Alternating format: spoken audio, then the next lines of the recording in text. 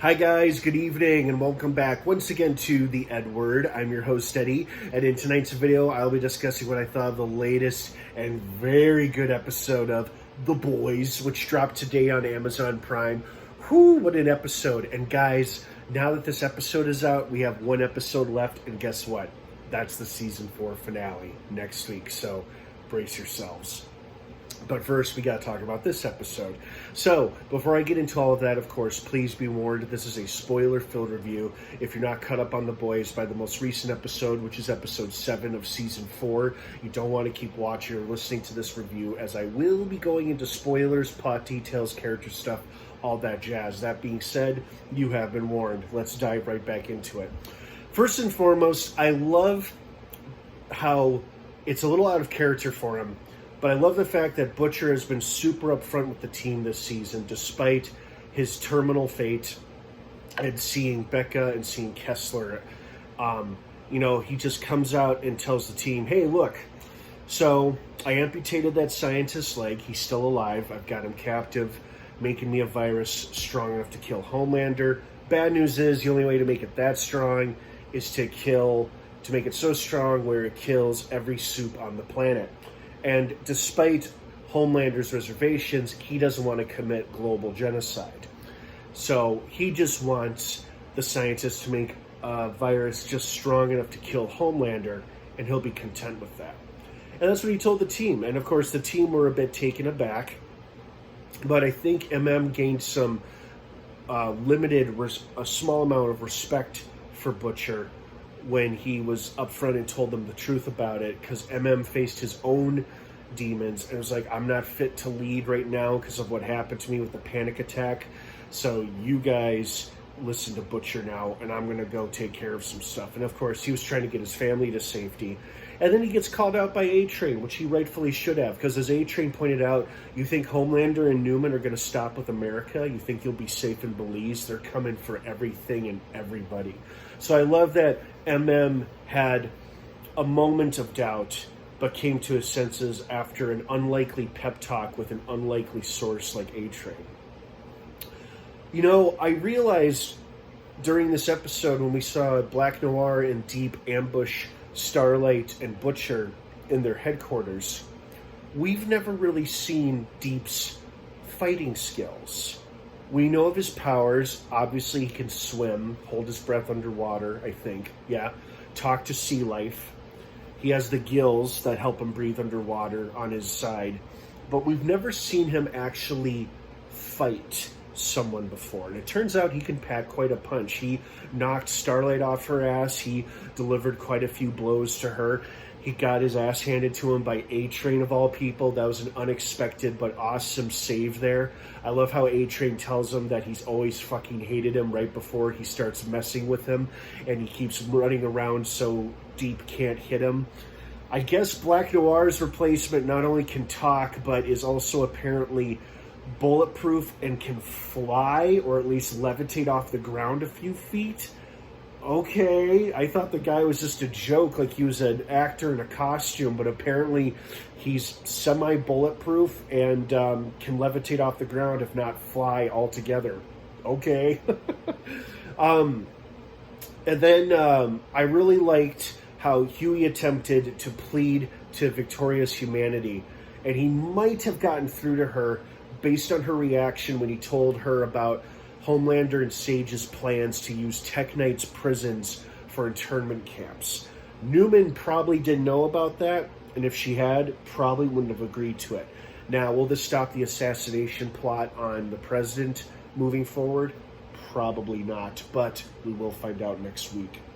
So the fight scene was pretty exciting, pretty action-packed. It was a bummer about Deep letting his octopus lover die. It was both funny but tragic at the same time. I like how it's now a lot of things were out in the open in this episode. Homelander and the rest of the Seven learning that A-Train was the leak. And Sage is seemingly healed. And Butcher telling the team about keeping the scientist alive, amputated but alive, to make a virus powerful enough to kill at least Homelander and not every soup on the planet. I also like how Frenchie and Kamiko comforted one another and told one another, don't hate yourself and cut yourself some slack, and seemed to bond through their pain, and it brought them closer together. Unfortunately, the scientists used it as an opportunity to jab Kamiko with a syringe of the virus, and it probably would have killed her if it weren't for the quick thinking of Frenchie amputating her leg. And if I recall, she can grow her limbs back, so she'll be fine. I mean, she wouldn't have been if he hadn't cut off her leg, and now the scientist has escaped. And now they know that the virus he made semi-works, but is it strong enough to kill Homelander? Probably not. Strong enough to kill Victoria Newman? Maybe. So we'll see. So this episode just brought a lot out in the open.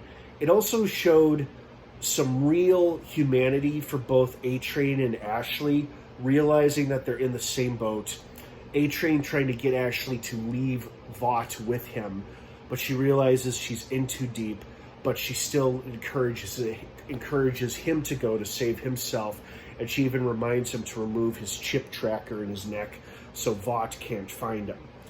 And it sounds like A-Train booked it out of there, and of course got his family out of Detroit as well, so the Seven don't come after them.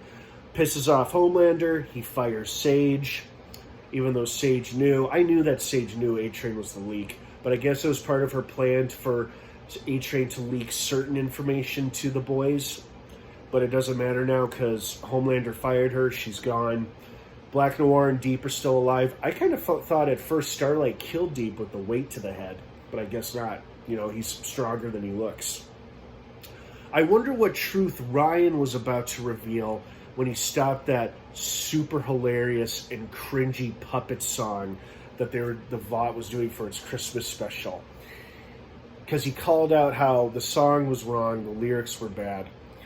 He talked about missing his mom, and he almost revealed the truth about something.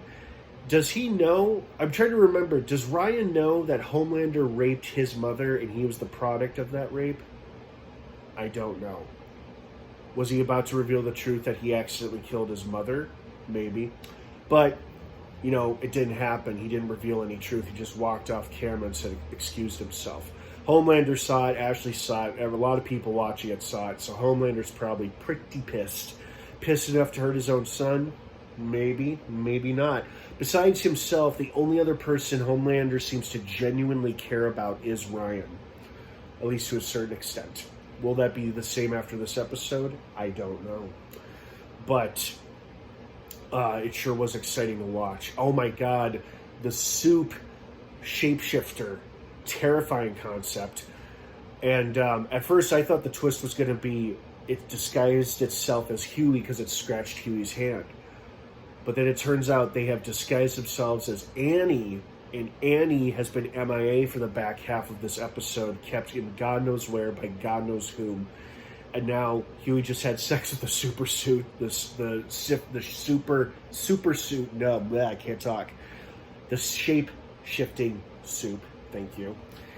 And now it seems like the assassination is still on. Oh, clever little tie-in there with having the date of the assassination being January 6th in reference to the real-life attempted hostile takeover by the far right and Donald Trump supporters on January 6, 2021. So it's funny that they used real events to inspire this episode with having the proposed assassination occur on January 6th. I thought, clever, very clever. I like that. So great episode. It set us up for one heck of a season finale. I have been really enjoying this season. I am very pleased with everything I've seen. I absolutely love it. I hope you guys have been loving it too. What did you think of this episode? I'd love to hear your thoughts and feelings on it. What do you think is going to happen in the season 4 finale? Any predictions for season 5? Let me know. Have an awesome rest of your night. The Boys season 4 finale drops next Thursday on Amazon Prime. Don't miss it. I'm sure it'll be a doozy. Have a good night, everybody. And of course, until next time, may the Force be with you.